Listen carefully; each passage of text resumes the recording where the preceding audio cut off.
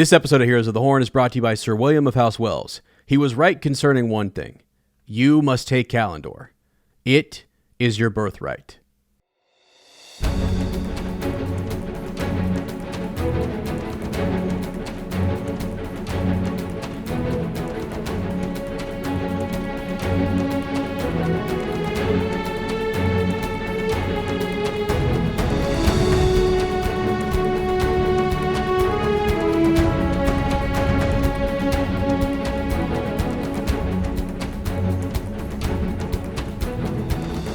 Welcome to Heroes of the Horn, a Wheel of Time podcast. I am Sir Matt. And I am Sir Ezra. Welcome to our Wheel of Time book club. The horn has sounded, and we have answered the call. Today we are covering The Dragon Reborn, chapters 45 through 56. And in our Village Council, we will be discussing The Stone of Tyr. Yes, as we finished another book, man. We're marching along. We're marching to the banner of the dragon. Yeah, I know. It's out. And about.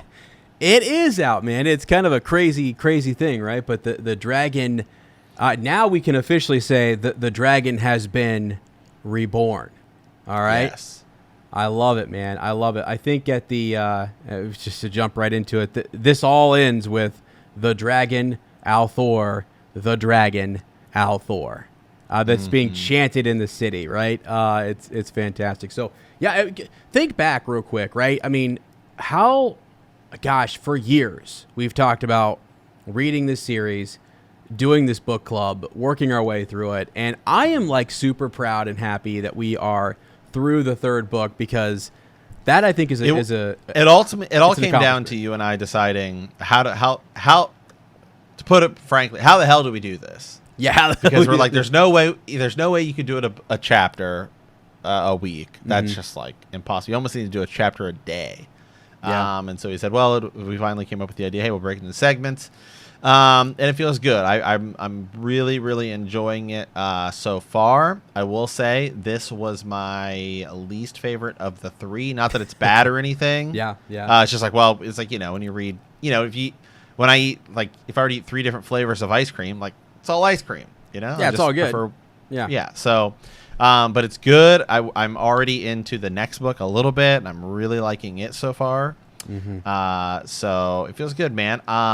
Now I will also say, having gotten to the end of this book, I know like we've talked about how are they going to do this? How are they going to, how are they going to do that? How are they going to do it with the show and everything?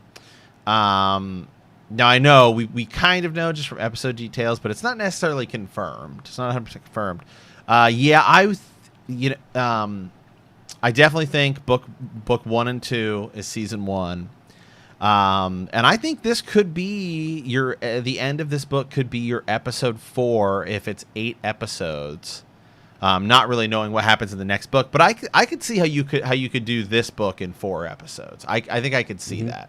I think I can picture that in my mind. Are you thinking like season 2? Like season 2, yeah. Yeah. Well, which is neat, because God, could you imagine just like they're thinking about this right now? Like, I mean, this is something over the closure during the summer. Rafe Judkins in the writing room and all of them were in there thinking about how are we going to get into the Dragon Reborn and the Shadow Rising. So, yeah,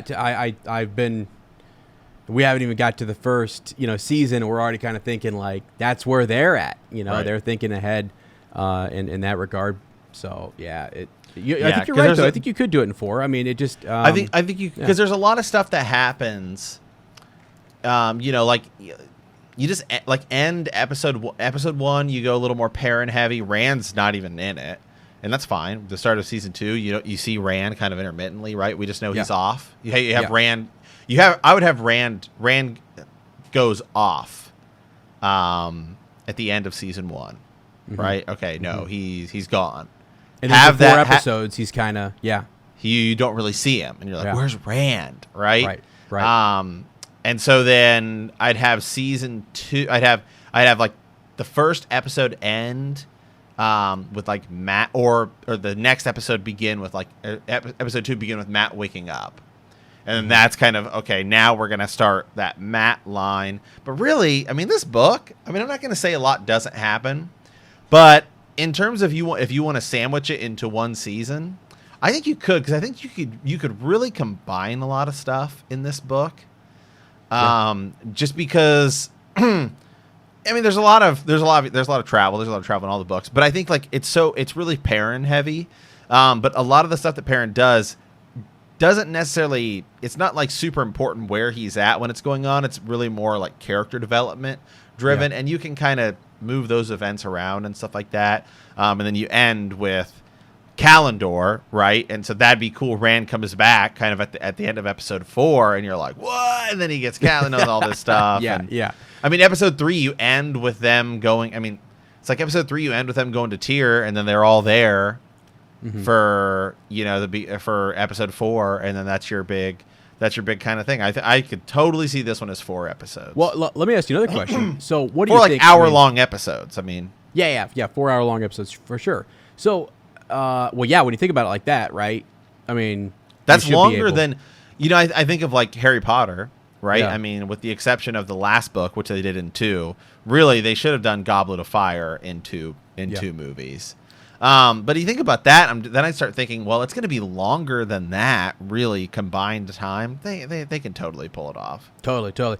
Do you think, though, I've been hoping, I mean, I think 8 episodes is great, but like in the max, maybe they would do is 10. But do you think in season 2, like, could they possibly, if season 1 goes really well, that they might say, hey, let's do 10 episodes? Or is it just like less is more sometimes, What I thought I read somewhere.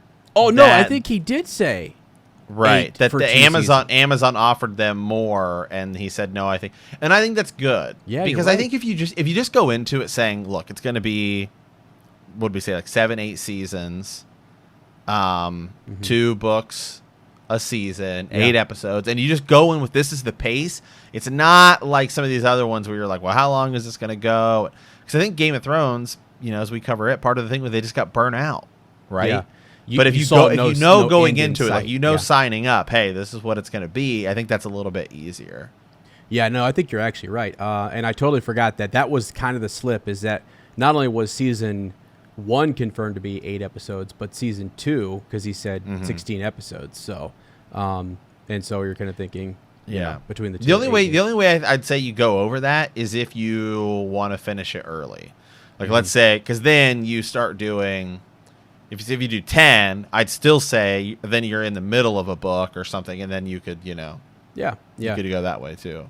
Yeah. Well, I hope they do. I like the formula of 8 episodes, strong 8 hour episodes, 8 weeks, and then give us those seasons, march through 8 seasons worth. Well, and maybe it's more. Maybe who knows? Maybe next season is actually 3 books, because this first season is also going to be including new spring stuff. So what's to say they actually didn't go in the idea of 3 books a thing, but the first season isn't 1 through 3; it's new spring through 2. That's a good point. I always forget about new spring. I always forget that they're going to weave that in there and make Moiraine kind of that central character and stuff. So yeah, that's a good point. I don't know. It's exciting, but I'm with you in that. I don't want to say that not a lot happens, because obviously this is a huge and very important book. But I get what you're saying in that, like, we don't cover a whole lot of ground, and I guess sometimes it seems like we go back to places we've been before, which is good for some of our characters. Like Matt, we're going to start off he's back in Camelin, and he's delivering the letter and stuff there. But I mean, it is just it's weird, because now we're actually seeing other characters who haven't met each other interact. It's like that web is starting to kind of like thicken a little bit. So yeah, I don't know. Anyways, we'll get into all that here in just a second. But we're fired up. We're ready to go. Things are the wheel is weaving, and we have some fun stuff to talk about. You're doing fine though, right? Everything's good. You're solid over there. Smoke cleared out. Well, I don't. Did we record Heroes during the wildfire? I think I don't know if we did, so we didn't talk about it. Yeah, so those of you guys who didn't. Hey, there were wildfires out here in Portland, and the smoke was like. It was bad, man. I mean, it was like thick fog. You could chew it pretty much. And that's all pretty much cleared up. Now, at least where I'm at, I think they're still going on. So certainly for those of you guys, stay safe. Right. But that's we had to take a week off. Yeah. We took a week off of recording and stuff because the air quality there, literally at your house, was so bad that you were, struggled. So. That's going on, and then let me see what else. Oh, yeah, by the time this episode goes up, because this will go up on what? On October. Thursday. Yeah. Let's just say that my good buddy, I mean, I don't know him personally, but I would like to. There is, while I do follow the Dragon Reborn, there's also a king that I follow. Okay? Yeah. He is from Akron, Ohio, and he is the baddest man in the National Basketball Association. The chosen one, LeBron James, should be up 1-0. Oh my gosh. Yeah, Matt's been I haven't been following it as closely, but I do also follow the king. Okay. Yeah. I want to make that. I'm a Kings man, all right? Dang straight, man. He's from, if you weren't from Ohio, it wouldn't be that, but he's from Akron's right up the street from us. Absolutely it is. Absolutely. Yeah. And hey, and I'll never forget my favorite, and I just say this one time here real quick. I know it's sports related to LeBron, but when he wrote the letter coming home, right? Or had coming it home. Yeah. Oh my gosh. I remember where I was when somebody said you got to sit down and you got to read this, because it shook the world, friends. Here in Ohio, it shook Ohio, because we said the king is returning back. And he came like King back. Arthur. It's literally like King Arthur. Like, King Arthur. It's like one day I will return when England needs, or Britain needs me the most. Right? I will return. Oh, it's so great. And so for that, I think we will always kind of love him, right? It's just it's fantastic. And it's fitting, because we're talking about the Dragon Reborn, the chosen one. That's right. Mm-hmm. Oh my gosh. All right, awesome, cool, yeah. For me, this is my favorite time of the year. I want folks to know I'm known as the Flannel Wizard on other projects. I got my flannel shirt out the other day. I even wore one to school. I'm ready to go. The weather's cooling off, and so I am. It's like weird. As it's cooling off, I'm getting fired up. Like, it's odd. It's truly a song of ice and fire, like, in my life right now. But it's great, man. School's going as well as it can go, and I am just. Every day I'm in the books. I am well ahead. By the way, remember I told you last week you were getting into the Shadow Rising. I'm almost done with it, and I'm kind of just trying to keep ahead, sprinting ahead in the series, and that's been a lot of fun. Also, if for those of you who are just hopping in here, or maybe you've been following for a little bit, know that Sir Matt and I do other projects. There's tons of it. We're reading books all the time, so don't forget to check out all of our other projects. There's links down in the description of the episode, because this fall is going to be busy. I have a feeling there's going to be a lot to do, a lot of exciting news. As they're filming those last 2 episodes, right? Rosamund Pike was like, she's back to work, so I'm back to work. Okay, let's get after it. The Blue Aja is up and about their business. Is she to be trusted? Is she to be trusted? Oh my gosh! Wait, she has a badass moment in this book. That's for sure. At the end of this, holy smokes, Moraine goes off, and I absolutely love it. But yeah, man. Let's. Yeah, is it allowed? Man. I was like, here we go. Here we go again. Right. We're using stuff we're not allowed to be using. And they're talking about, be gentled and all that, all this gentling, and just not real spoilers or anything, but the next book, I'm only like 30 minutes in, and we're already talking about gentling people again, and it's like, here we go. I know. What is wrong? I know. And can I say, do they just have some, they just get to go gentle whoever they want? Like, this person way over here, we're going to go gentle them. It's like, you don't have power or authority over me. I know. Who makes that rule? Like, wait a second. We could talk about that, because you get to march into somebody else's kingdom and say, hey, go look at what Tom, you're going to find out in the next book pretty quick, something pretty cool about gentling. Right. So you've already heard some of it. Yeah. So that, it's not, we'll save that for folks who aren't there. Obviously gentling comes up a lot, but. Well, hey, let me say this real quick on gentling. If there was ever a word or a way in which a word was used where I could teach my students in English about the connotation associated with a word, right? So all of the emotions and the feelings that are, the word gentle seems awesome. It seems like easygoing, it's nice, comforting, whatever. It's a terrible thing. They're using a word right? That carries with it a good connotation. We're going to gentle them. We're going to take it nice and easy. No, they are not. Sir Matt, they are severing them, right? They are cutting off their access to the power. I'll tell you right here, right? I'll tell you right now. You ain't gentling me, okay? No. You ain't coming in here. If you think you can come in here and take away my power, you better think again. That's right. Okay, that's all. That's all I'm gonna say. Oh, Sir Matt's not having any of that. Oh my gosh, that's awesome. Thanks, Moraine. Yeah, thanks, Moraine. Just coming in here and gentle. No, I don't know. No, that is something out the gate. I think in the next book we're going to be talking about quite a bit. It's cool. All right, let's transition quickly just into some show news, because I mentioned that we are filming the last couple episodes, which is awesome. Back to work. They're in Prague, Czech Republic. Things are active. The cast members, if you're not following them on their Instagram or their Twitter, they're going nuts on Instagram. They're going nuts, and I love this because they're just youngsters back at it. They know that they're on the cusp of one of the biggest things. It's just going to shock the world. I think it's going to be like it's going to be huge. Imagine if you knew about Game of Thrones and you knew how big it was, the potential it had, and you knew the world didn't know it was coming yet. Yeah. It's like, wow. The difference, though, in all honesty, and Ez and I are obviously enormous Game of Thrones fans, I think that the difference is that Game of Thrones wasn't finished, and even as its own right before the show, I would not say that I thought it could have been as big as it was. Yeah. This, I feel like, is going to be way bigger. Because I feel like Game of Thrones and A Song of Ice and Fire got elevated because of Game of Thrones. This is like, I've always heard people tell me, this is like it. It's this. It's like Lord of the Rings and this. And this is before A Song of Ice and Fire. I mean, it was out, but it was before everyone was talking about it and before Game of Thrones. So for me, I think it's gonna be huge. And I think that, Game of Thrones and A Song of Ice and Fire, it's way more mature than this. So you alienate a lot of people. I know obviously it did very well in the numbers and stuff like that. But I mean, like, this you could watch with your kids, where I don't think, especially season 1 and 2 of Game of Thrones, might not be the best thing to watch with a youngster. Right. Whereas this, I feel like you could.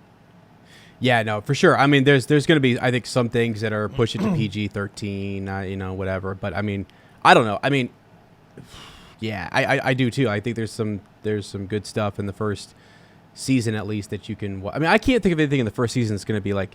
They could go a little darker and have some more. Like the Trollocs, and make it a little more adult and stuff like that. Yeah.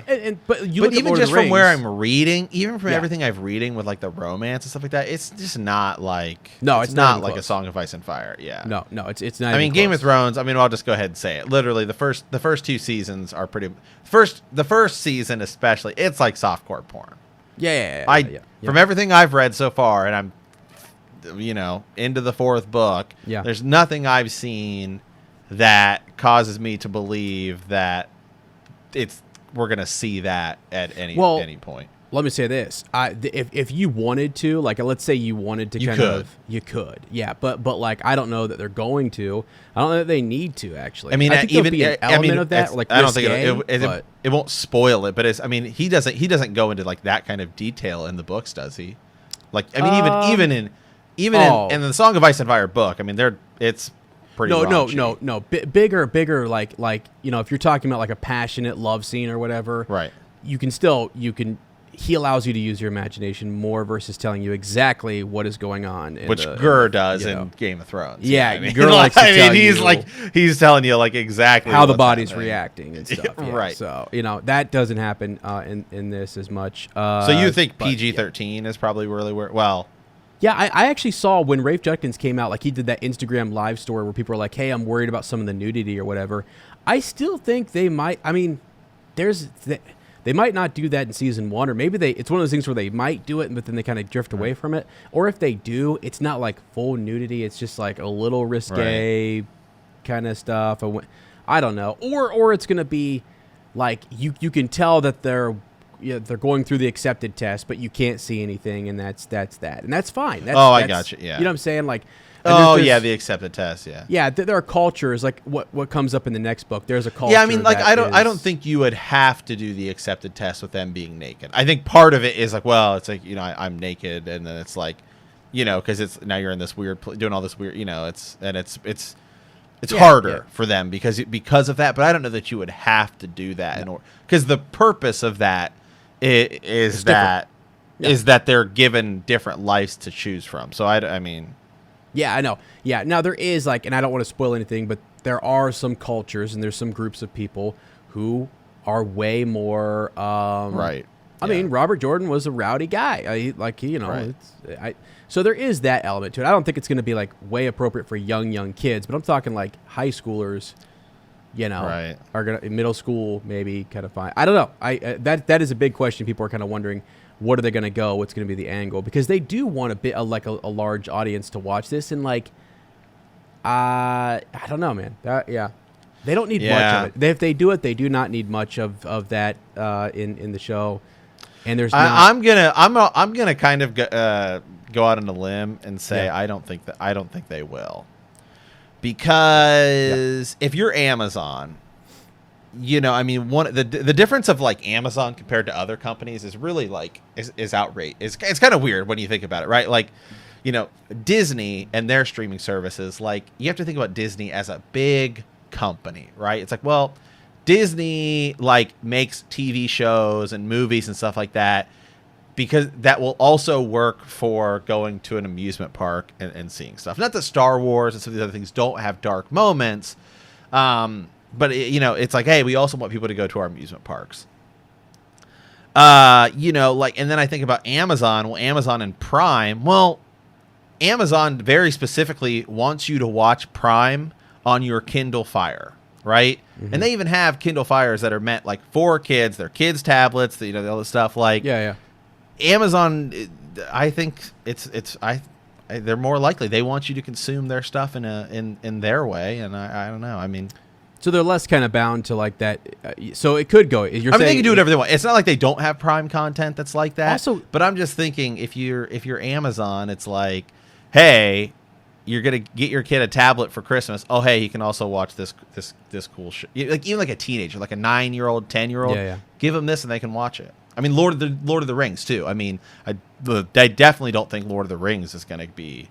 No, and that was actually my thing, is that you could look at it two ways, right? So they're doing the Lord of the Rings TV show. Amazon's also doing that. So that's going to be your thing. If you're into fantasy and you're in, let's say Wheel of Time does do too much, it's a little too mature. Then it's Lord of the Rings is what they target more. Yeah, then that's what they're going to target you with there, and then you can let Wheel of Time be a little bit more mature, and that's okay, and not to the point where it's like Game of Thrones or HBO style, but right.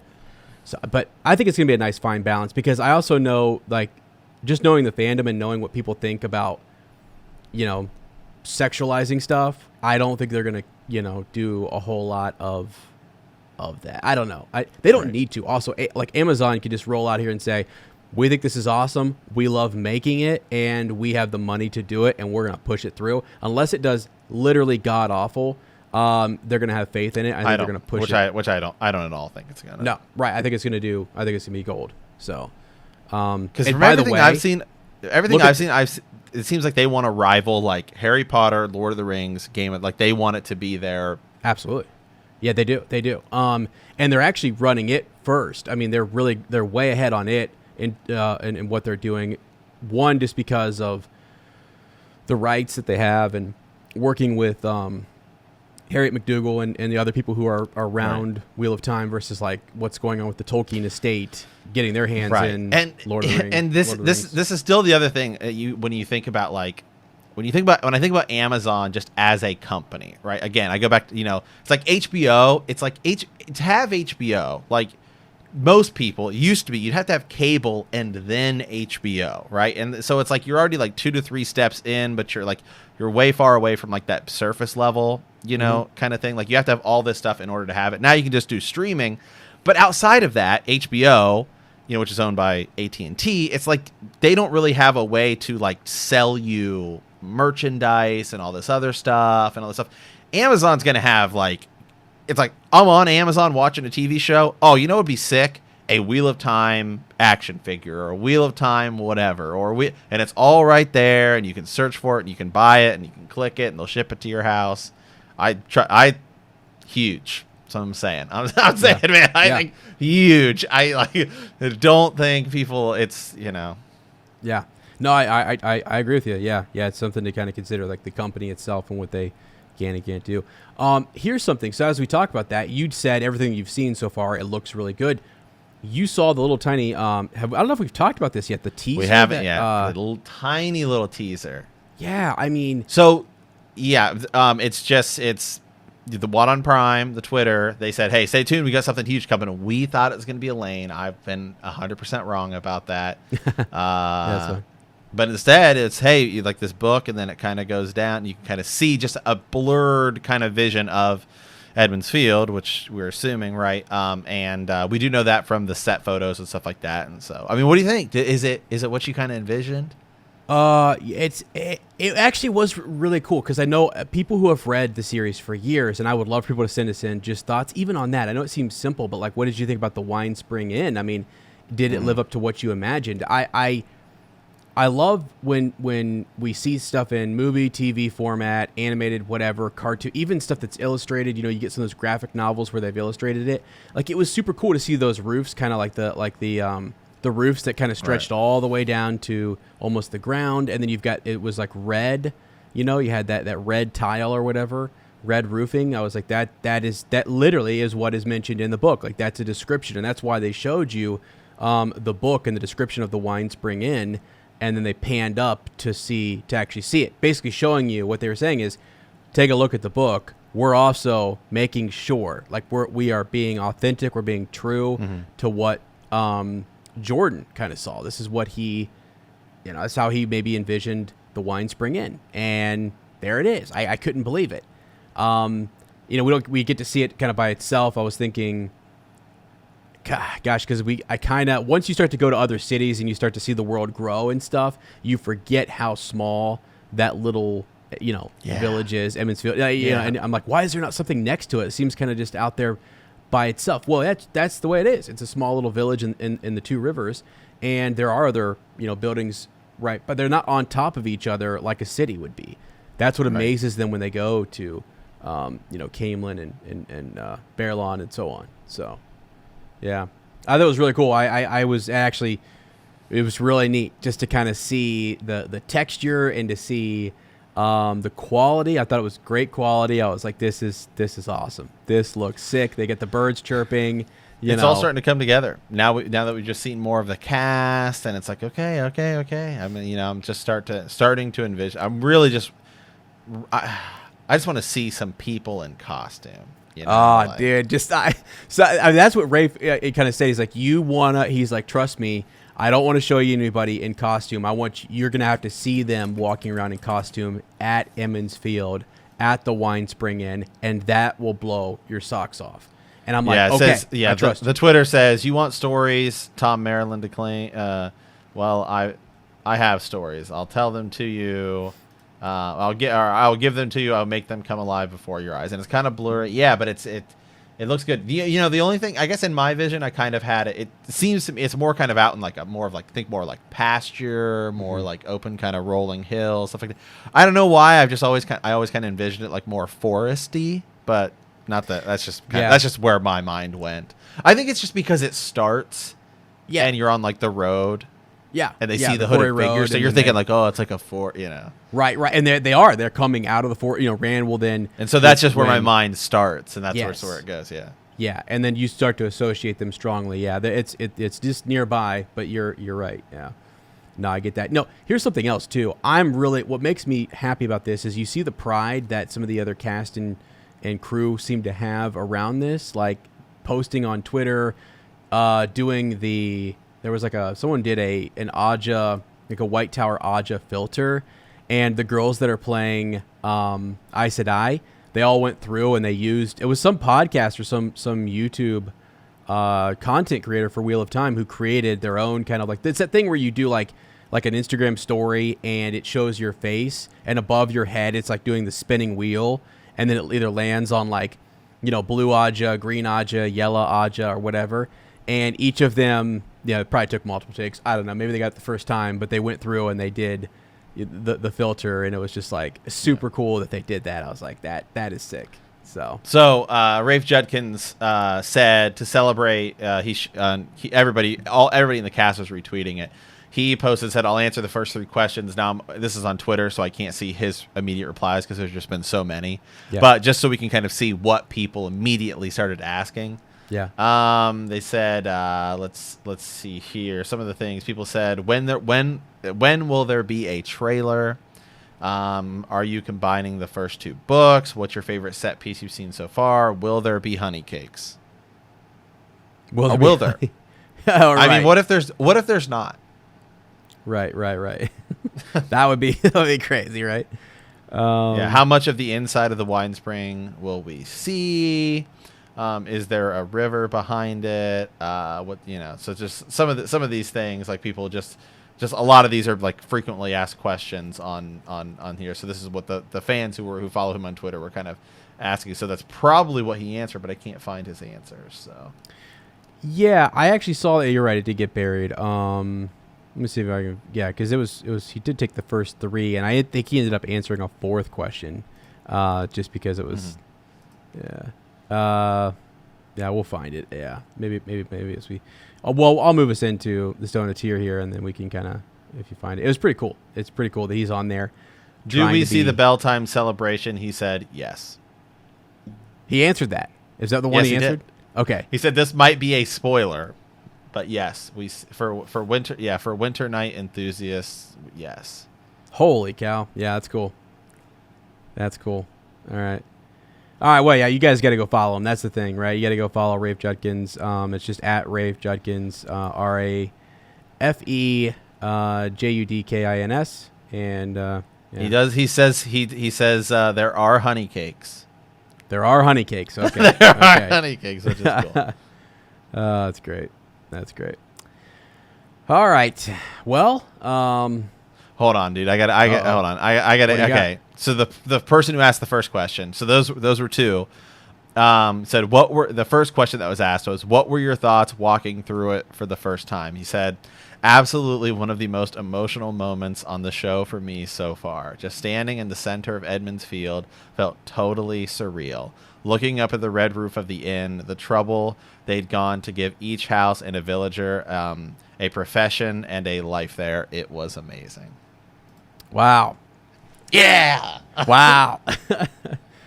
Oh my gosh, that is so cool. That is literally so cool. And it's just like, that's all we really needed. I mean, I need little teasers. I don't need anything crazy. That was enough. The Wine Spring Inn is going to carry me for a long way. And his comments and Brandon Sanderson's comments about being on the set and seeing the cast all excited. I'm in, man. I'm ready to go.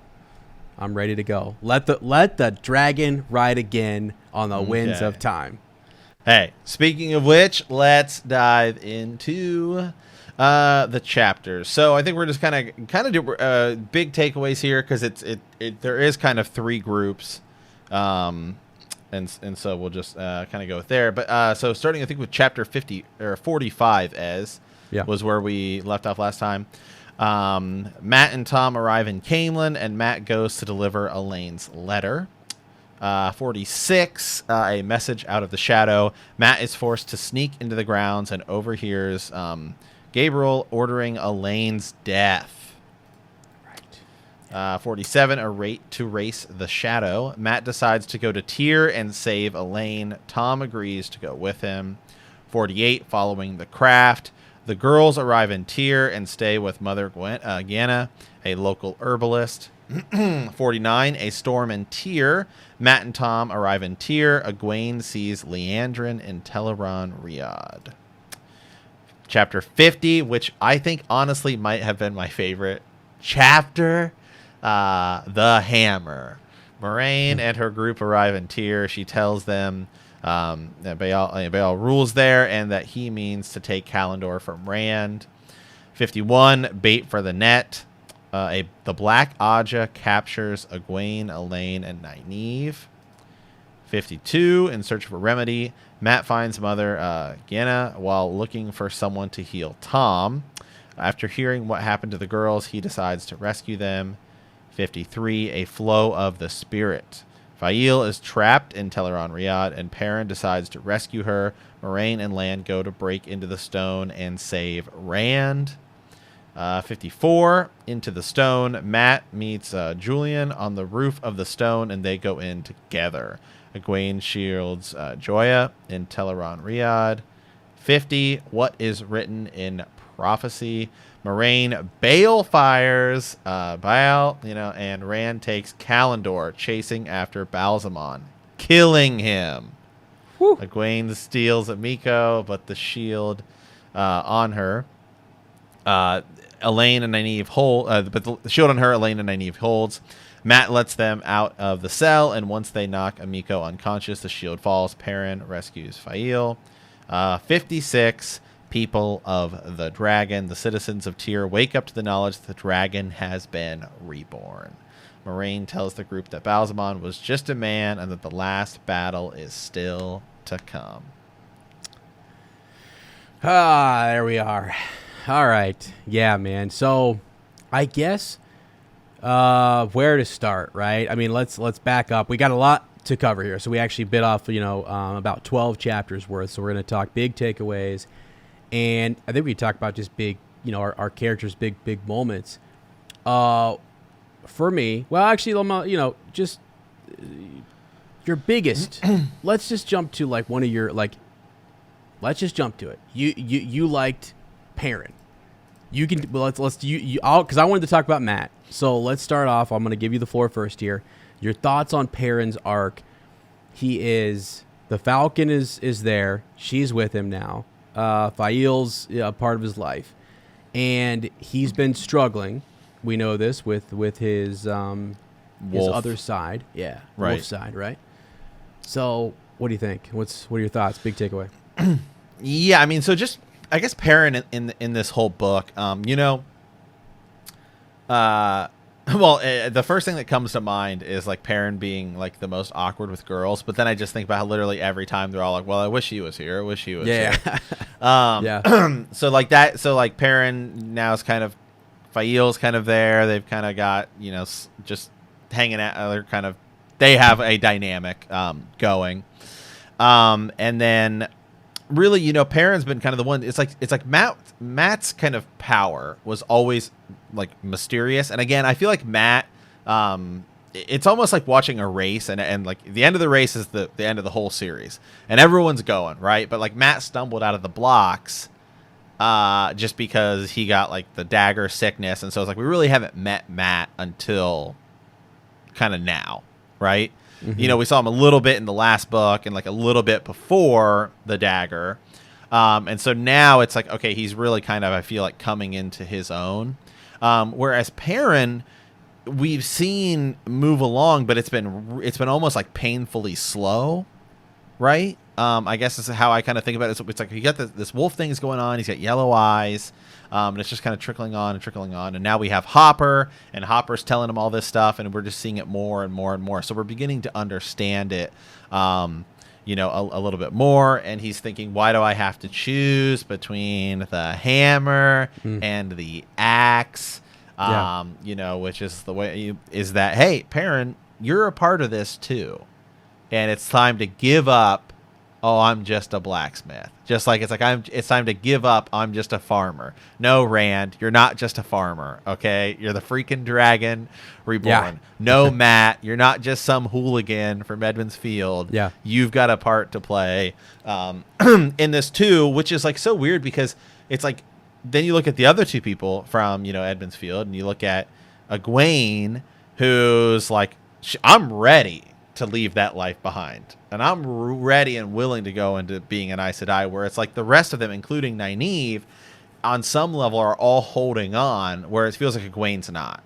And that's kind of the differences I feel I'm getting from them, because Nynaeve is certainly going on, but Nynaeve is I don't know if she likes being an Aes Sedai, if she still thinks they're not to be trusted. Yeah. She's got this power, she's just like marching to her own beat, and it's just like, well, if it involves this, it involves this, and that's fine. And, she's just kind of doing her own thing. And so it's interesting because it's like they all come from the same place, but they're all going about different paces, different routes, and everything. And anyway, so for me, I think my favorite part is this chapter, right? The hammer, chapter 50. It's where Perrin kind of just loses himself in a little bit of work, right? Yeah. And he's just hammering away, and then the master, the Ajala, right? The guy he's kind of doing with, he's like, yeah, you should be a master by now, and Yeah. Perrin's like, yeah, well, I would like to do this someday. And then the smith, excuse me, gives him a hammer, and he's as he was using as payment, and says, keep it as a reminder of that someday. And I was just like, I sent you a text. I was like, yeah, I know, right? Yeah. Because that's the thing, is that you're fighting for that someday, right? When you could pick up the hammer again, it's what you want. That's the desire is that's the life you want. But you have to fight for it first. You know what I mean? Mm-hmm. Yeah. So he's the axe is several pounds lighter, but feels a whole lot heavier. Wow. I mean, it was also just this segment of lines where I was like, this is such good writing. Like, it is just like so good. Yeah, it gets you fired up though, right? Because some people will say, and I don't know who these people are. Well, actually, our buddy Tom has at some points been like, Perrin's just kind of like, he loves Perrin, but he's like, at times he can be kind of boring, and I do kind of get that sometimes. Well, just the way in which he is. I don't know. He's more reserved. He's not but there's so much. He's more of like a flat character, I feel like. But the thing about people that are like that is it's like your friends who are really quiet, but then when they say something, it's like it's like, whoa, you know what I mean? Because you don't expect it. That's kind of how I feel about him. Is I feel like because he's a little more flat and like even. Is that when Perrin has a big moment, it feels that much bigger because he is more of kind of like a reserved, kind of person. It's like Matt's over there freaking, rolling the dice and fighting people and knocking people off the horn. And before that, he was like really freaking out about like, what are we going to do? And like all this stuff. Extreme. And so it's like, he's extremes. And so it's like, okay, it feels less likely. And Rand is just like, who knows what he's doing? And Rand's just like going up. It's like all over the place because, he's the Dragon Reborn, right? But then like Egwene and Nynaeve, they're whatever level they're at, they're pretty consistent in that level. And they don't really, they haven't really gone too far in and out. Almost like energy levels, right? I mean, almost like exactly. Just like in their personality and their their dialogue, all that kind of stuff. Exactly. Some people, it's just like some people you meet, they're a little more quiet, and then some people you meet, they're a little more, hey, eccentric and exaggerated and stuff like that. Yeah, and you do have with Nynaeve and Egwene often like this, they kind of complement each other, right? Like Nynaeve is the one who's showing, we're getting a lot of the angry, blunt demeanor, just going to speak your mind, and then Egwene's sort of like, maybe we shouldn't do that. Like, that's kind of like, tone it down a little bit. And it's kind of ironic because Nynaeve's the wisdom, but then she also has to get like that so she can channel. So there's so many little tiny dynamics that make it interesting to read. And then Nynaeve is also very, very, very smart and is really, in the first 3 books here, like a leader, big time. And one thing I didn't mention in the last part is, I know we're talking about Perrin, but just real quickly on, because this kind of covers the first parts 1 through 5. The whole time you have had a little bit of this strife, and not strife, but it's sort of like Egwene is now being elevated in Nynaeve's eyes. It's like she's seeing her as more of an equal. They're both accepted, and it's something like that Nynaeve has had to accept, get used to, and through Nynaeve's eyes, the way Nynaeve looks at Egwene, just by her allowing Egwene to kind of rise, we also see her become more mature and more, I don't know. Does that make sense? Like she's kind of... Yes, exactly. Yeah. Yeah, So- yeah, and it all starts again. Yeah, it does. It all starts from whatever their kind of baseline is, and that's why when they have these moments, it's like such a big deal. Like, I mean, we saw Loyal like kill somebody, right? And it's like, but it wasn't. But it wasn't like Loyal was like stepped in and was like prepare to die, or or something like that. Like if Loyal were to have a moment like that, which he I don't know, but I mean, could you just imagine right now if Loyal were to be like, this party's over. This party's over. Exactly. It'd be like, what? Like, it'd be like, it'd be so epic because it's like so unlike him. You know what I mean? Right. But that's the thing, though. So I've always loved it. Like you said, some of the like Robert Jordan's writing is that you have Perrin who's even, and then you're like, oh, he's getting pissed. Right. He's getting pissed, and like so the whole trap with Fael. This is a man you shouldn't have. I mean, like they were trying to spring the trap on Moraine. The Black Aja they were trying to trap her in Teleron Riyadh.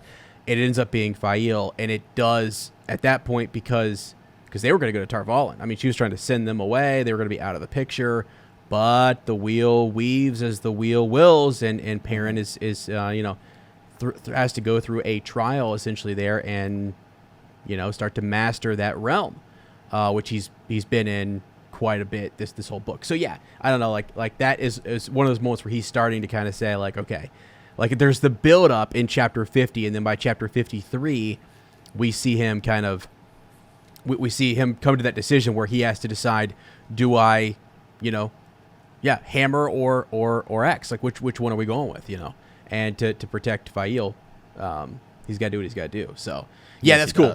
That's cool. I like that. So that's just a quick little Matt's takeaways on Perrin. Now, I'm gonna switch gears on us, and I'm gonna take you guys back just a little bit here. Let me go back to some of our summaries here on Matt, because it's so weird. It's almost like the whole dagger bit. You're losing memories, them being restored with different older memories, the old tongue that he's speaking, all of that stuff that's going on. I don't really feel like we truly, like, we get to know Matt, and then once he gets the dagger, Matt is almost like stolen from us for a little bit, and we have to kind of suffer. We still really care about him because Rand and Perrin do, but then now it was in this book when he awakes in Tarvalin that like he is, and he's a different Matt. He's different even from the Matt that we knew when we first started the series. He really changes, but he's still got that kind of boyish, mischievous nature to him, and he sneaks out. He rounds up Tom, which I just think is also great. I got to mention, like, Tom Maryland is one of my favorite characters, and so the fact that those two rascals are together, because it's great. Tom tries to act like he's got this even kind of he's another guide by the side like Moraine. He's guiding the boys. He has great wisdom and knowledge, but he's got this wry kind of personality vibe. I do just feel so bad for Tom, man. I mean, it's like he just gets right. It's like, here we go again, because we'll get to it when he gets kind of injured, and you're just like, my God. Like, this poor man. I know. It's like everything that could go wrong just goes wrong. Yeah. He's tough. He's tough though. Yeah, and it's great. It's great that Matt has him, and we talked about with the Illuminators Guild, just like the fact that Tom was there and the struggle that Matt kind of has, and well, it was the guild, but then it was also when they were camping too, and being approached by that woman who had other dark friends, and all that stuff that goes on. So it's just like, it's a good thing that Tom is there. But so Matt goes to Camelin, so we get to go back there, which is pretty neat. And we are introduced to, he overhears Gabriel, right? Gabriel talking about Elaine's death, and he's kind of just stunned that he wants to tell Morghese that he overheard in the garden Lord Gabriel talking about Elaine. But then he's kind of realizing that she is way almost like too into him, or that he is like, something's off. He can tell there's something amiss here in Camelin, and there's something wrong with Gabriel and Morghese's relationship, right? Mm-hmm. So that was kind of cool. I mean, Matt's inferring this, he's picking up on that. And that is, it's almost like when you first read that, and you're going through this story, that's a seed that is planted, right? I mean, that's something that Robert Jordan can now come back to, like what is going on with Morghese, what is going on with Lord Gabriel, what's happening in Camelin, why, not having an Aes Sedai advisor, what are the consequences of that now? And this is kind of what we're seeing is that she's being manipulated. There's a plot to kill Elaine, and so that's a seed that's planted. So this series goes on, right? In his mind, he's writing this saying, all right, that's there. We're going to come back to that. I mean, you have to imagine that, right? Very intriguing. Yes, 100%, yes. Yeah. And then so that whole bit there in Camelin just kind of ends with where Morghese gives Matt kind of a message that for the next time that he sees Elaine, and so he's going to carry that back to her. Matt says that he means to return to his father's farm, but Morghese seems to doubt that, right? He's not headed back. Back there. He is, at first it's just get away from the White Tower. Let's just go to Camelin. Let's get out of all this business. I'm done with it. Wash my hands of it. But, he's woven back in here. He cares about those girls. He thinks they're in trouble. He knows they're in over their head. Quote, knows they're in over their head. They're not. They're fine. Right. And like the irony in that, right? So Matt is learning about his power. He's learning about like his Taviran nature. He's learning about his luck, right? Luck is he's the trickster. He's the lucky guy. He's tossing the dice. He's flipping the coin. He's winning gold. And he's going to use that to his advantage. And when things are random, that seems to be better for him. So that kind of is thrust on us pretty quick. It's been hinted at quite a bit, but like we've been learning about Perrin's abilities a lot longer than we have Matt's. At least more like in our face. Like now we're kind of like, oh, and that's why I mean like his story was almost in a way, stopped or not stopped, but it was like halted or held up because of the actions with the dagger and everything that was taking place there. And so now we're seeing Matt really embrace sort of his power. I call them powers. I don't know what else you I think it's fine. I think it's fine to call them powers. I don't know really what else. Yeah, I mean he's Taviran. Okay, so he's yes, yeah. Taviran. Taviran. As yeah. Taviran, yeah. But yeah, I'm with you, and it is good. I mean, and I like when Tom's like, I'm not playing dice with you, man. Like it's not happening. You know what I mean? Because I'll lose, and it's not worth it. Yeah. Yeah, that's pretty cool. Now, something else we learned that's interesting. It's in chapter 47. To race the shadow. This is where Matt decides to go to Tyr to save Elaine. Tom agrees to go with him. They come across Callandor, right?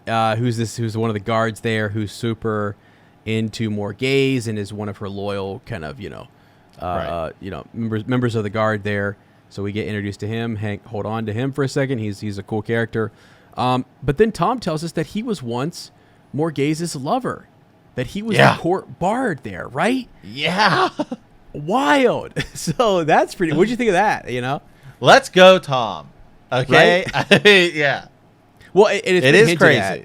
Yeah, he's not. It's all along. We've kind of been like, remember when we first get to like Basil Gill is there? Master Gill. Everything I could think of now was I was like, I don't know what the timeline looks like, but is Tom Elaine's dad? Really? Yeah, okay. That's immediately what my mind went to. That's your mind. Like, that's hold on a second. I'd have to look at the thing. Yeah, so you're curious as to timeline, all that kind of stuff. Yeah, because he says that he was Morghese's lover. Just because it came up in the same chapter in which they're talking about, if Elaine dies, and I was like, well, hold on a second, because is this and that's what is Elaine actually like an heir or whatever?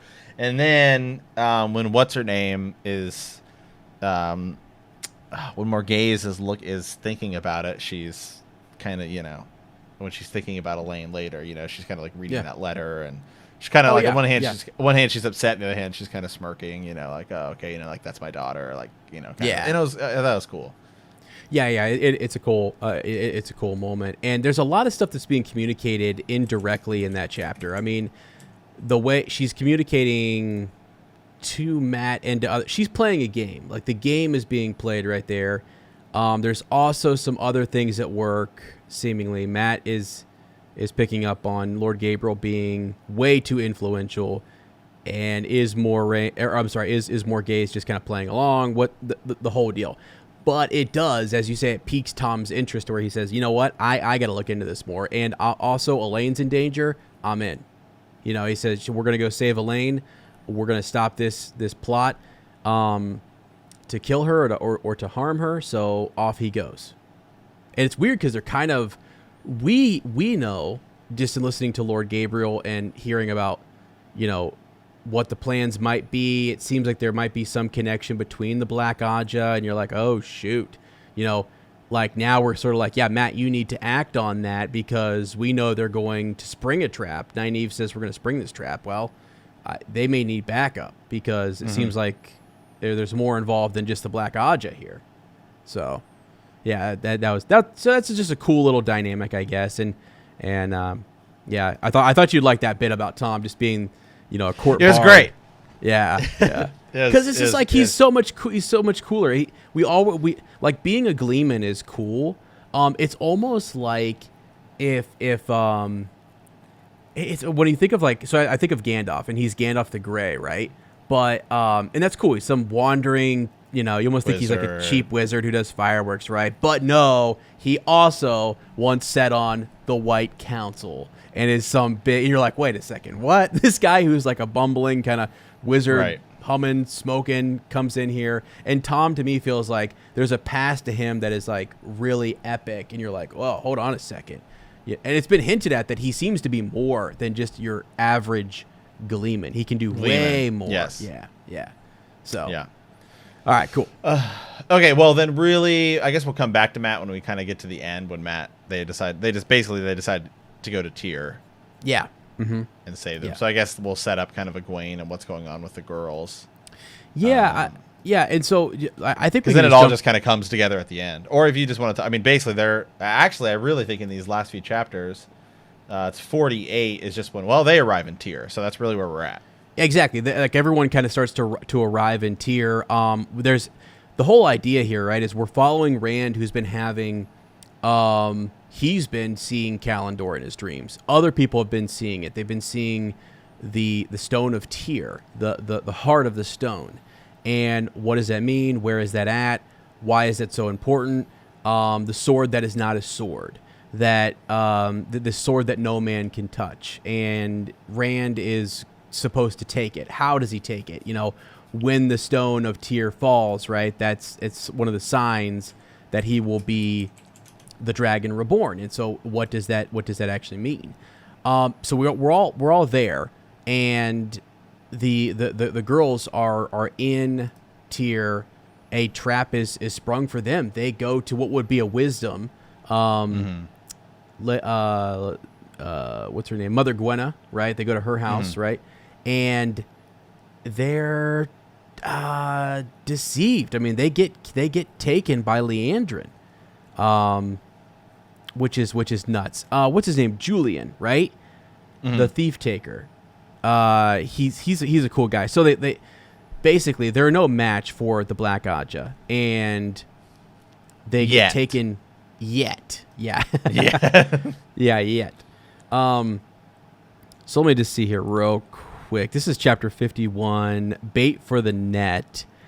And Nynaeve thinks that she sees Rand, but cannot be sure. She purchases some mutton roast. She's out there. She's on her way back to Mother Gwenna's house. Before reaching her destination, she meets an agitated Julian, who tells her that he has found the women, the Black Aja. And then she sees Egwene and Elaine, who have been looking for her. He tells her that they are staying in the Stone of Tyr as guest of the High Lord Salmon. Sorry. When Nynaeve arrives at Mother Gwenna's house, there they are, right? Leandrin, Rihanna is there. Rihanna, yes, Rihanna is there as well. Oh gosh. What if Rihanna plays her? Hey, that'd be sick. Called it. Honestly, sick, actually. So they are there. They shield Nynaeve. They're beating her with with flows of air, and it's pretty intense. I mean, there's a lot of crying. It's dark. Gawain is unconscious. The Black Aja is not nice, not at all. Miko is there. Joya is there. So they take the 3 girls out to this kind of black coach, which will take them to the Stone of Tyr. Julian is waiting outside, and it is obvious that he helped the Black Sisters, though under a lot of pressure. And actually, what is interesting about that is it wasn't even, all I can say is that it wasn't even just that it was a lot of pressure. There's something else. Like, they did some stuff to Julian to really make him do what he does, if that makes sense. Mm-hmm. So, yeah. I'm defending. So the next So then the next chapter is Matt shows up, and he sees like a carriage, and he's like, "What's going on here?" Right? Yeah. And so then he's like, "It's odd because they typically don't use horses, like he knows that kind of thing." Right. And so then he's kind of figuring basically, what's going on. He gives Tom this tea, which is supposed to help him. Mother Gai'don lets it slip that she knew the 3 girls, right, with accents like Matt. Matt's like, okay, hold on a second, what's going on, and again, kind of figuring it out. Matt's not concerned that they were taken away by Aes Sedai. Mother Gai'don informs him that the girls fought fiercely to avoid being taken, so Matt's like, I got to go rescue the girls, and leaves Tom there. Yeah. Yes. And he can feel the dice tumbling. Yes, he can. Yeah, things are happening. And, before that, he's trying to find them. And one thing that he learns in this is when he tries to be strategic and, like, say, okay, I'm going to go house by house. I'm going to go inn by inn. I'm going to do all these different things. When he is trying to force things and almost like, I don't know, because he was going in a pattern. He was going in some rhythm. Matt's strengths are when he just at random just set, he just lets the dice kind of, he rolls the dice and he gets, and that sort of seems to lead him to where he needs to go or wants to go or whatever you want to call it.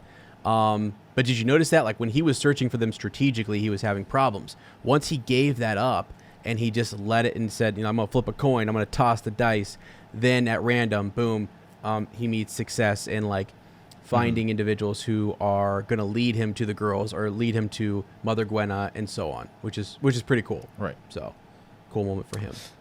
Yeah. Okay, well, let's see here. 53 is a flow of the spirit. Now we're going kind of shifting gears back here to Perrin, right? This is for Fael. She's trapped, right? And Perrin decides, I'm going to rescue her. And Moraine and Lan go to break into the stone to save Rand. So again, it's kind of it's all like everybody's kind of racing together. It's like, didn't this happen last time? Everyone's all over the place, and then they all just get pulled to the same spot. Yeah, exactly. Yeah, they are exactly. They're all kind of, like you said, they're all doing their own thing, and then the wheel weaves. It weaves them. It weaves them right. These threads are woven together, and boom, and here we are.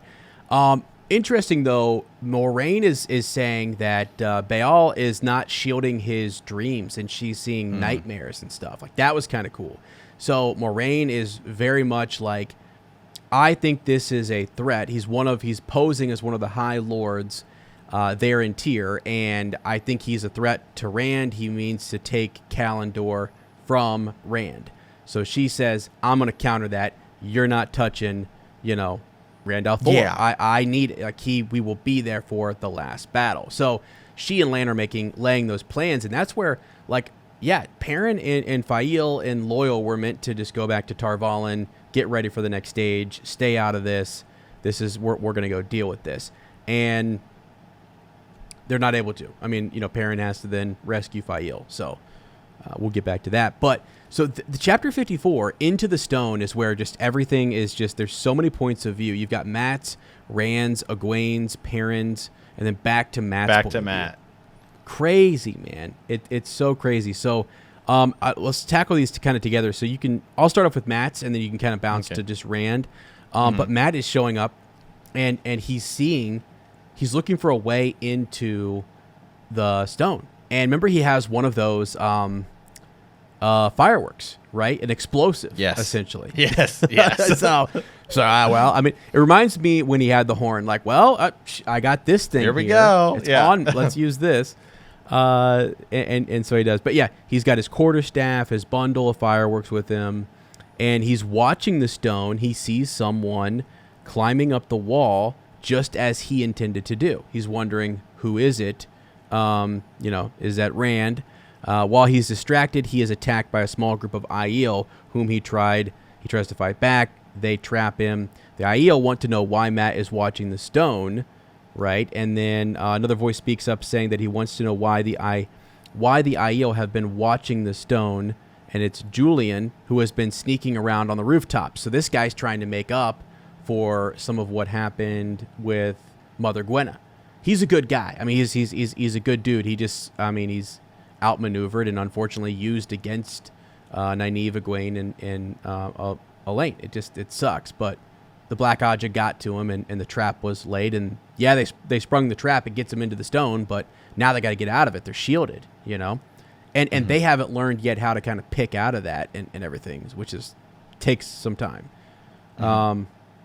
So yeah, basically, then they're all kind of like, let's team up together here. Let's get in. We're all trying to help the same group of people here. We need a way in, and so they start to kind of work their way into the stone. Julian is going in there too. They have a couple of different plans or ideas on what they want to do, but ultimately they get in. Julian leads Matt away towards the cells. Or I'm sorry, Julian leads Matt away. They're headed towards the cells, while Matt thinks to himself that he will rescue Egwene, Elaine, Nynaeve, or die trying. He really does care about those, his friends. Yeah. And there's times where you think Matt is like, does he care? Is he, Really? I don't know about that. Well, no, not that he doesn't care, but that I don't mean us, the reader. I mean other characters in the story who are kind of like, Matt would just, and it's like, no. We, the reader, know for sure. Like, we see moments like this where he's like, or I'll die trying. Other people think that he's like kind of, he's just doing his own thing. Right. Like, does Matt really care? But then there's moments too where they're like, we know you really care, Matt, and you're really, but they're always arguing and everyone's trying to get the upper hand, and it's just, it's crazy. All right. So then it switches to Rand for just a minute. And Rand's, he's hearing all these alarms going off, right, in the Stone of Tyr, but he ignores them. He's hurrying. He's like, I know I'm close. I can feel it. Callandor. And he's thinking to himself, I will finish it at last. One way or another, it will be done with. The dreams, the baiting, the taunting, the hunting, I will finish it all. Yeah. Yeah. Pretty cool. Yeah. Yeah, so quick, and again, that's how it's been with him this whole book, right? Is that we're just going to see very quick moments, literally like a page at most. Right, exactly. So Egwene, we go back to her now. She is down in the cells in the Stone of Tyr, and she wakes up thinking she's collared, which sends her into a panic with the Shanchen, right? So that was something that was way traumatic for her. She never wants to be in that position again. And that's something I don't emphasize enough, or I don't think I did even in The Great Hunt, but it sticks with her, and for good reason. There's more to this. I mean, and Robert Jordan's telling us something there, to be in that position where you're powerless, and it's awful, and so you can see the effects that it has on her when she wakes up there. And this is kind of a cool moment for her. She uses Teleron Riyadh to kind of like help them out. She realizes that they are being shielded. She enters there and she finds Joya. And so that she's in the world of dreams. Joya is also there, and it's pretty cool. So she sees Callandor for a second. Joya is surprised to see her. Before she can do anything, Egwene shields and binds her, informing her that since she is now trapped in Teleron Riyadh, she will probably not be able to wake up so long as she is shielded in the world of dreams. So I think that's neat, because we're definitely going to have to, you and I think, maybe even after all this is over, is to go look at the world of dreams and look at the rules. How does it work? What can you and can't you do there? I mean, right. Because you and I had that discussion last time about, well, is this the same as like the Portal Stone? Like, what's the the deal with that? Right. Yeah, and I think, and I got more information. We can definitely talk about that, and I think it'd be kind of a cool YouTube video to do. So a comparison as well. Yeah, so basically, she leaves Joya there, hurries back, hurries off to find Teleron Riyadh, version of the cell, and that's where we leave her. Yeah, so then it switches back to Perrin, and so Perrin is now in the Stone of Tyr in Teleron Riyadh, and he's searching along with Hopper. Hopper shows back up. They're looking for Fael. He's been fighting guards, all of them who seem surprised that he's even there. right? And so we're likely pulled into the world of dreams against their will. So, I mean, learning more about Teleron Riyadh here. He uses this hammer to break open a locked door and finds Fail lying on, basically she's lying on a bench, right, as if she's sleeping, but her bodies are covered in chains that tie her to this block, this like stone she's on. He crosses over and touches her face. She wakes up, telling him that she kept dreaming that he would come for her. He starts to set her free, but then she fades away, and they have to search for her again. Yeah. Yeah. So, and I can just see how this whole chapter is going to be done in the TV show. Just boom, boom, bouncing, just cutting. Yeah, exactly. That's totally what it's going to be like. It's great. I love this. About this. We're in one chapter where it's just quick, boom, short thing. Where Matt, Rand, Egwene bounce back to Matt, follow up with Perrin, all that good stuff. And because Matt's part of this at the end is very, very simple. He's fighting his way through, He's facing down one of the High Lords of Tyr. Again, it's quarterstaff on sword type of thing. And Julian kind of does this random swing out of nowhere. And luck, again, helps Matt kind of, prevail. So that's kind of setting us up for chapter 55. What is written in prophecy? Which I think is this. Well, it's really like the last chapter, because the last chapter is always just kind of short. But so this is really the one. Yeah. So we start off with Rand. Okay, he enters the stone and sees Callandor shining as bright as the sun, but he's not alone. No, he's not. No, there's another man there, one who Rand recognizes from his dream, the man who refers him as Lews Therin, Kinslayer. Rand accuses him of capturing Egwene, Elaine, and Nynaeve, and Bile, and tells them all that he didn't think Rand would care enough about them to fall into this trap. He asks Rand if he remembers who he is, and if he remembers anything. Rand demands his name. And the man introduces himself as Baal. Yes. So can this part? I actually kind of marked this in my. Go right ahead. Yeah, go right ahead. Because some of this is like we kind of wanted to. I almost wanted to just jump to this, but okay, hold on, as like just. Yeah, go right ahead. Yeah. But so yeah, Rand is thinking, if I am the Dragon Reborn, if I am not just some half-mad man cursed with the ability to channel, a puppet dancing for Moraine and the White Tower. He's thinking, if that's the case, right, then there's more. There's something to me. He's in his mind, he's hearing Callandor, right? And then, as you said, he turns and there's this other man there who says, "Take it, Lews Therin. Take it, Kinslayer." I love when the Forsaken show up, because you see them kind of plotting and scheming, and then there's these moments where they're not speaking to Rand, they're speaking to Lews Therin. And I'm like, oh, Jesus. Like, these guys are ancient, man. And they are there. They know who this guy is. They know this is like Lews Therin come again. And it adds a whole nother layer that it's just epic.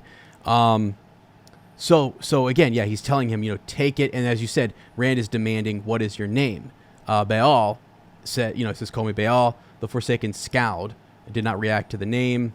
He's expecting him to remember him, and he doesn't. So he's realizing that Rand and Lews Therin, what's going on there? Is Lews Therin when does Lews Therin take over versus when Rand takes a back seat?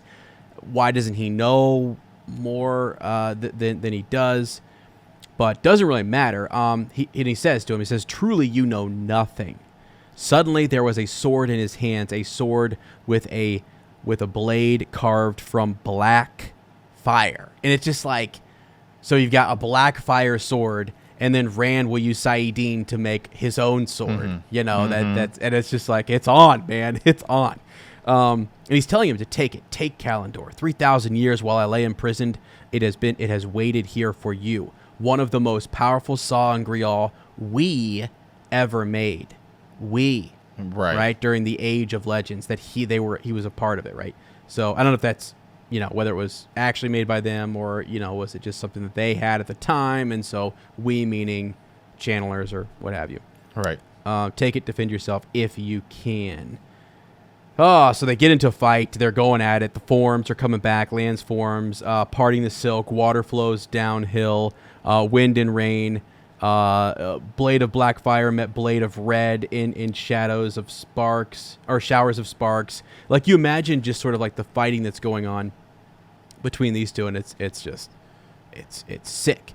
The Forsaken laughed. He's amused, swinging his blade in quick flourishes to either side. The black fire roared as if the swift passage through the air quickened it. You were a greater swordsman once, Lews Therin, he said mockingly. Like, I cannot get enough of when these guys are speaking to the dragon, and they're really talking to Lews Therin and recalling this time of legend, this age of legends. It just gives me chills when I think about it. Do you remember when we took that tame sport called swords and learned to kill with it, as the old volumes said men once had? So these guys who are 3,000 years old are talking about, remember when this was a sport that we took. We knew about this sport. We knew that men once used this sport to kill one another, and we brought it back. And it's like, wait a second. What? I mean, because the Age of Legends was this time of great peace. Right. And there's the bore into the Dark One and the whole thing. It's crazy. It's awesome. He's like, he's saying, do you remember nothing? You don't remember anything. Do you even remember one of our desperate battles? Even one of our dire defeats? Of course not. You remember nothing, do you? This time, you have not learned enough. This time, Lews Therin, I will kill you. Right? Perhaps if you take Callandor, you might extend your life a little longer. Why does he want him to take it so bad? Why does he want Rand to take this sword that is not a sword? He needs Rand to take it because he wants to take it from Rand, just like Moiraine said. And Moiraine said, I don't think so. Right? Yeah. So she shows up, and it's pretty cool. So like, let's see. He says, to lead into that, he raised his black blade of fire, snarling, take it, take Callandor, defend yourself, take it or I will kill you. If you will not take it, I will slay you. And then you hear like Moiraine just sort of yell out, no. This commanding, just, no. Even Baal gave a start at the command in that woman's voice. The Forsaken stepped back out of the arc of Rand's sword and turned his head to frown at Moiraine as she came striding through the battle. Now, remember, like, back to the Eye of the World when she first was fighting some of the Forsaken, and she felt like, she has said all along, hinted that she is learning things, old things, and as you started the show off with, she's doing things things are forbidden possibly and are outlawed, and it's like, Moiraine, who are you? But here she is. She's fired up, and so she walks right in, and there is no messing around. There's no let's get into this back and forth talk. I'm gonna, she pulls up, she walks right up to him, and he starts to kind of like raise his hand to use the power against her, and then she says, I don't think so. She doesn't say that. I like to put that in there. And then there's this instant of surprise on the Forsaken's face. She lifts both of her hands just as he's raising his, and he screams out, no. He can see what she's doing. He realizes that balefire is coming, and he is to be erased, like he is gone, like he is donezo. Balefired him. Done. Which we kind of saw earlier with the Darkhounds, right? We saw that happen. But it's just sick, and this is I started the show off with this, but she's walking after she kills him. So she kills Baal. Done. Yeah. I mean, points to Moiraine, Forsaken done. She did it. I think it's sick. It's huge. Yeah, she's a boss. She's a boss. We've always said it. She's a boss, and it's a real cool moment for her. So the fighting had stopped dead. The veiled men in breastplates alike standing as if stunned. And then she says this to Rand. She says, he was right concerning one thing. You must take Callandor. He meant to slay you for it, but it is your birthright. Wow. And so that's pretty cool. She just tells him to take it, right? And he does. Whips of black lightning curled around her. She screamed as they lifted her, hurled her to slide along the floor like a sack until she came up against one of the columns. Rand stared up at where the lightning had come from. There, was a deeper shadow up there near the top of the columns, a blackness that made all of the shadows look like noonday, and from it 2 eyes of fire stared back at him. There he is, man. Here we are, right? There's some cool lines from Balsamon where he's like, "Twice in this life I have offered you the chance to serve me living. Twice you have refused and wounded me. Now you will serve the Lord of the Grave in death. Die, loose Theron Kinslayer. Die, Randall Thor. It is time for you to die. I take your soul." And it's like, hold on a second. I've got this sword. Yeah. Let me just say, up until this point, all Balsamon's done is talk a bunch of bull jive. Yeah. Okay? One day I'll do that. Then do it. Then do it, man. Then do it. You gotta, he talks a lot of smack, but he doesn't back it up. I know, right? He has talked a lot of smack, and it ran. And so here we go. This is the third time, the power of 3 here. So they just go back and forth. This is this big kind of fight between them. The one power is surging through Rand, Saidin, right, into the sword. The crystal blade shone brighter than even Moraine's fire had. It was impossible to look at, impossible any longer to see what it was, to see that it was a sword. Only that light blazed in his fist. Man, so he uses, he turns to face Balsamon, and he has Callandor.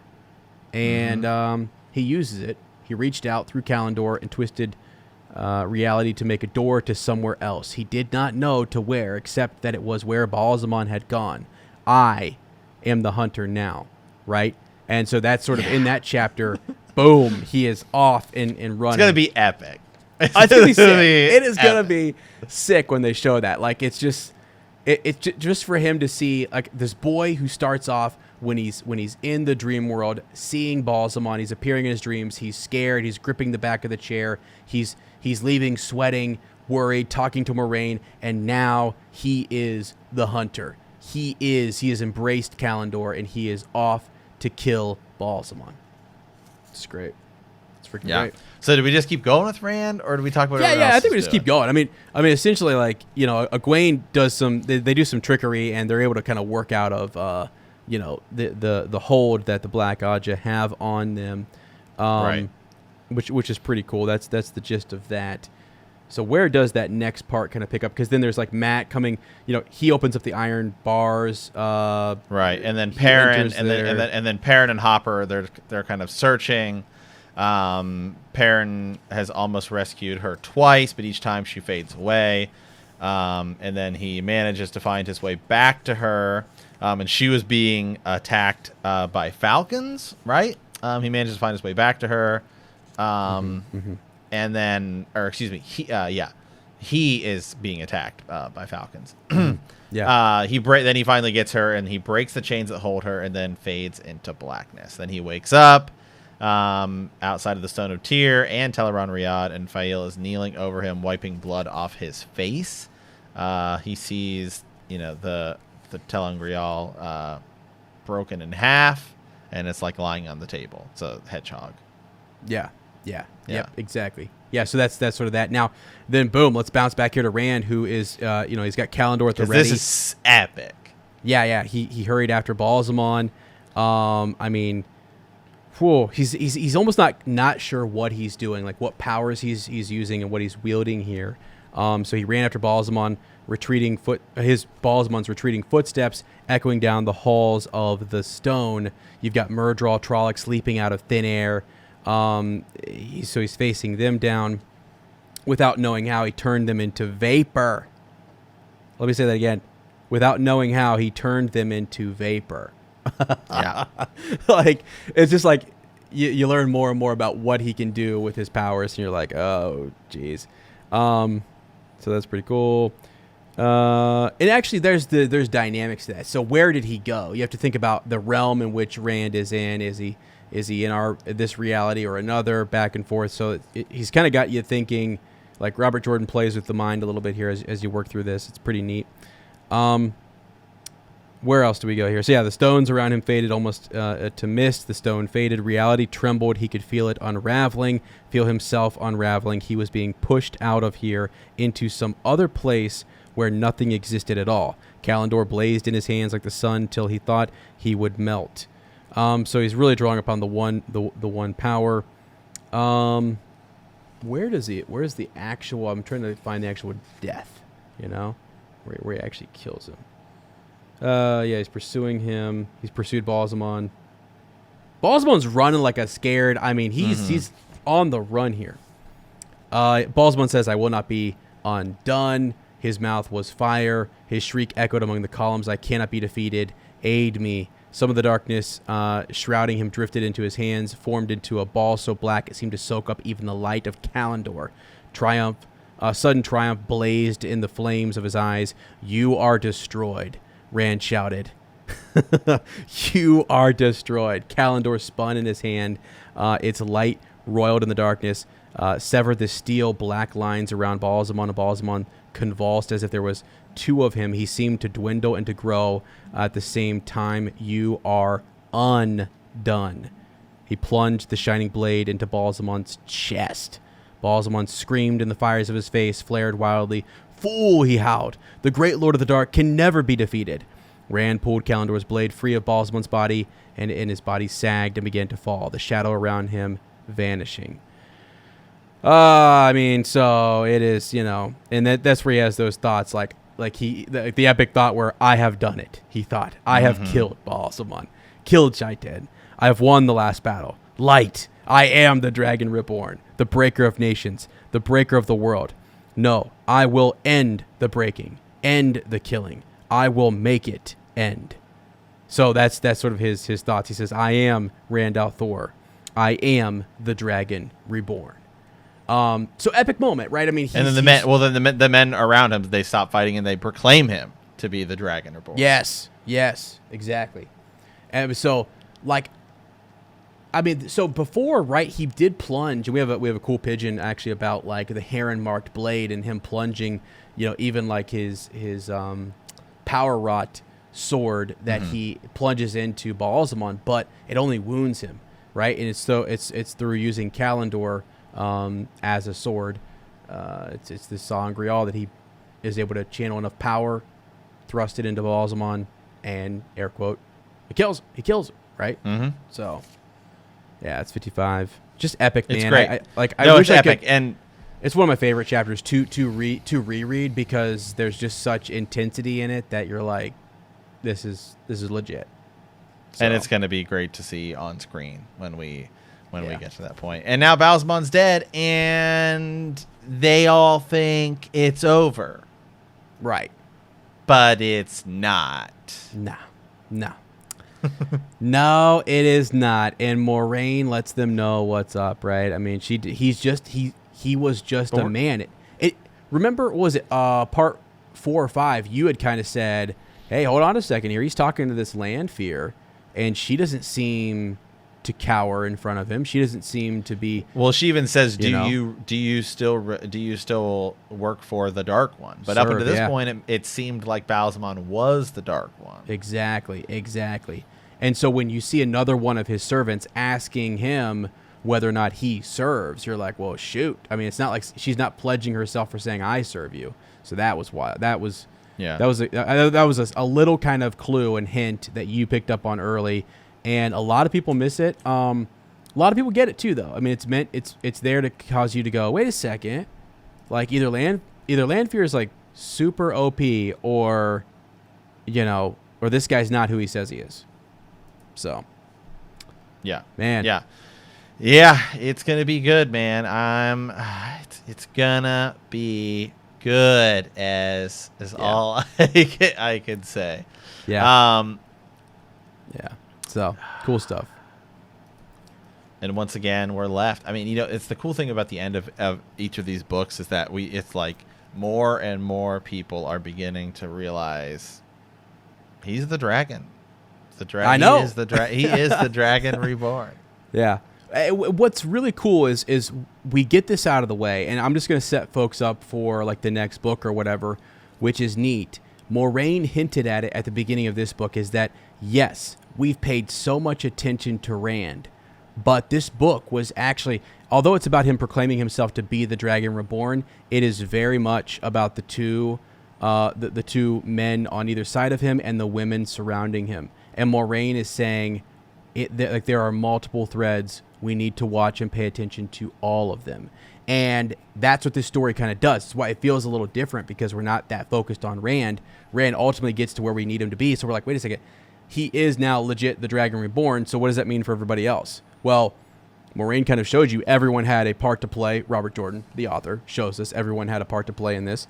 And they are significant. I mean, Moraine herself, it's a big deal that she shows up there and helps him take on one of the Forsaken. He's still young. He still is untrained in the power.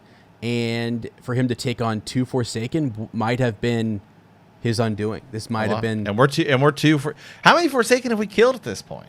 4? Oh, God.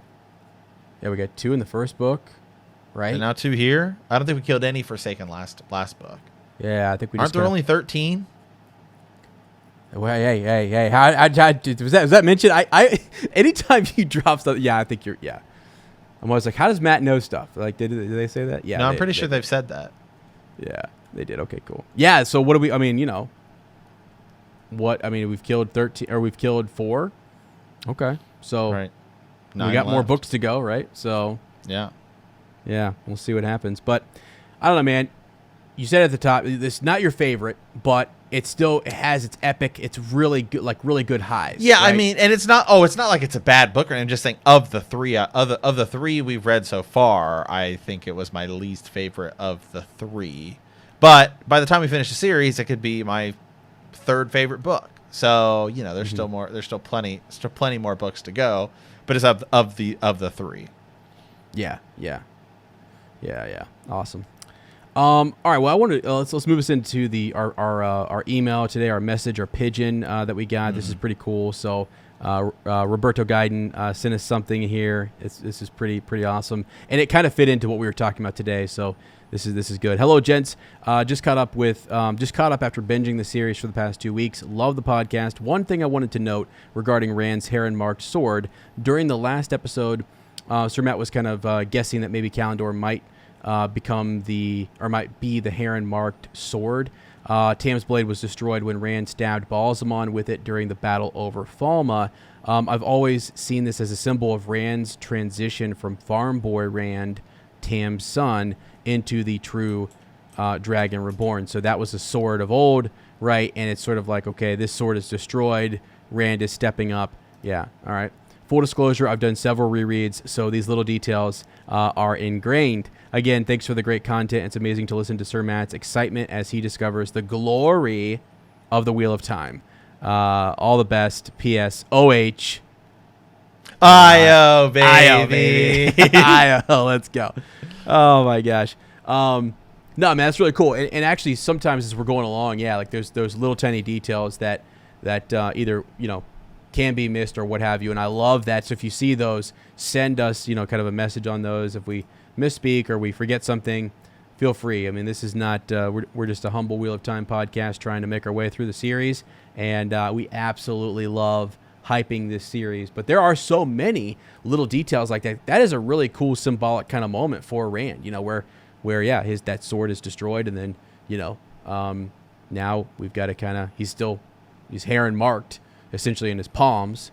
And so, and when he creates his own sword using the power, right, we still get that idea that he has a sword, and that it looks like his heron-marked blade, but, different. So, yeah, it's cool. I'm telling you, same thing here. I love asking and getting, I wish you guys could see some of the text messages that I get from Sir Matt, just like, where he sends me, like, one-liners from the book. The one about the hammer was great, where you're just sort of like, dude, this is next level stuff. So I don't know, I'm also excited, and we're into I think we're gonna be doing chapters 1 and 2. Yeah, we're gonna do chapters 1 and 2 just because this book doesn't have a prologue like the other ones kind of did, and the first 2 chapters are like really long.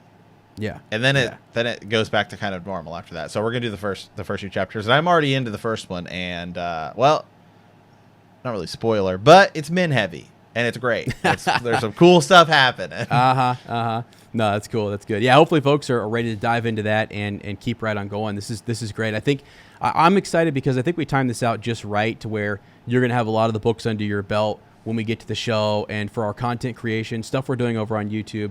If you're listening and you like the podcast, if you're not able to help out on Patreon or to participate there, literally hitting the subscribe button on YouTube is like a big deal for us. I think we just got like another epic review on iTunes, which was really cool. Let's Somebody go.